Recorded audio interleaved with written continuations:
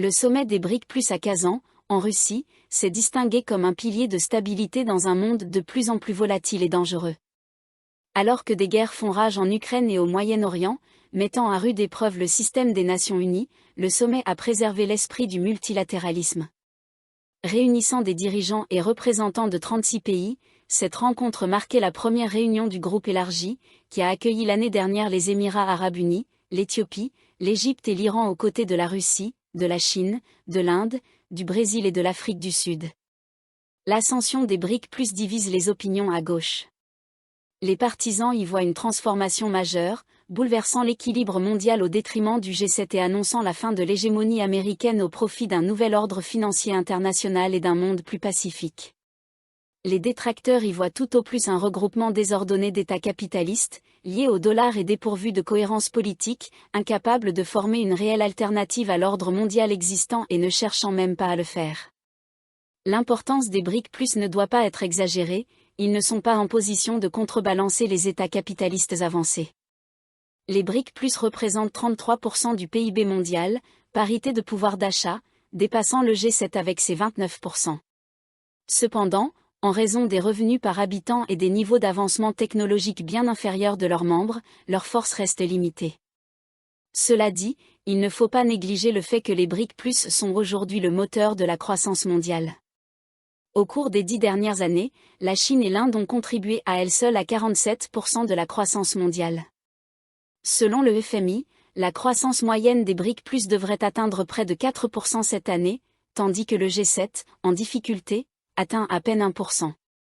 L'adoption de partenariats pour les pays aspirant à une pleine adhésion lors du sommet de Kazan amplifie également l'influence des BRIC+. La liste provisoire de 13 partenaires inclut le Nigeria et l'Algérie, ce qui intègre les 5 plus grandes économies africaines dans la zone des BRIC+.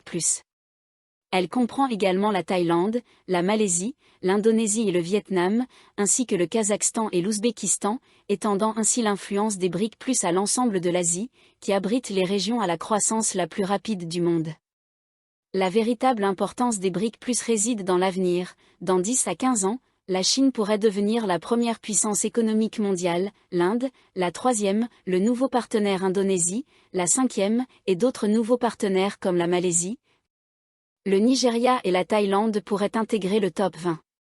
Avec son extension aux différents continents en développement, ouvrant de nouveaux corridors de commerce et de communication, les BRIC+ sont bien placés pour façonner un avenir multipolaire. Les prévisions selon lesquelles les BRIC+ remplaceraient le système financier mondial basé sur le dollar relèvent davantage du fantasme. Les BRIC se sont initialement formés pour des raisons économiques, partager les opportunités de développement, de commerce et d'investissement, leur grande population offrant un potentiel mutuel considérable. Après le gel des avoirs russes par l'Occident à la suite de l'invasion de l'Ukraine, la réduction de la dépendance au dollar américain est devenue une priorité. Les discussions sur la dédollarisation ont été largement exagérées. L'objectif des BRIC+ en tant que collectif est de mettre fin à l'hégémonie du dollar, non pas de remplacer le système du dollar, mais de réduire la dépendance à celui-ci. À cette fin, le groupe développe un système de paiement transfrontalier à l'épreuve des sanctions et a enregistré une augmentation notable du commerce intra-BRIC en monnaie locale, réduisant ainsi les pertes dues aux fluctuations des taux de change. Avec les nouveaux partenaires des BRIC+, potentiellement 30% du commerce mondial pourrait commencer à se détourner du dollar. Un tel changement pourrait déclencher une vente massive de dollars américains.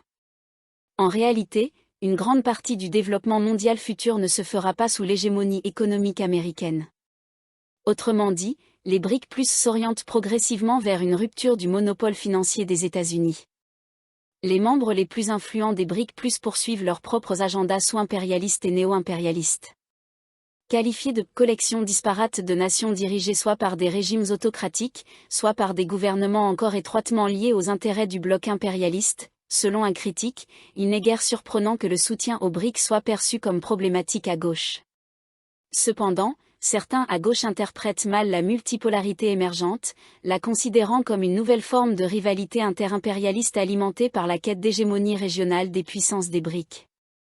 Certes, des ambitions nationales sont en jeu parmi certains membres puissants des BRIC. Cependant, leurs intérêts nationaux sont limités par l'impérialisme. Ils ne peuvent réussir seuls, Pour créer un espace de survie économique et avancer vers leur indépendance, ils doivent agir ensemble. Dans cette coopération, les grands États des BRICS imposent des limites aux ambitions individuelles des uns et des autres. En parallèle, les BRICS+ ont émergé au milieu d'une intensification des activités diplomatiques dans les régions en développement et ne doivent pas être dissociés de cet élan plus large dans le Sud global. Considérer que les petits pays en développement se soumettent passivement à des positions subordonnées sous des hégémons régionaux est, franchement, condescendant. De la lutte des États anciennement colonisés pour des réparations au sommet du Commonwealth aux propositions des Caraïbes pour un fonds dédié aux catastrophes climatiques, les petits pays en développement affirment leur propre pouvoir d'action. L'implication de nouveaux membres et partenaires renforce désormais la revendication des BRICS+ de préparer l'ascension du Sud global.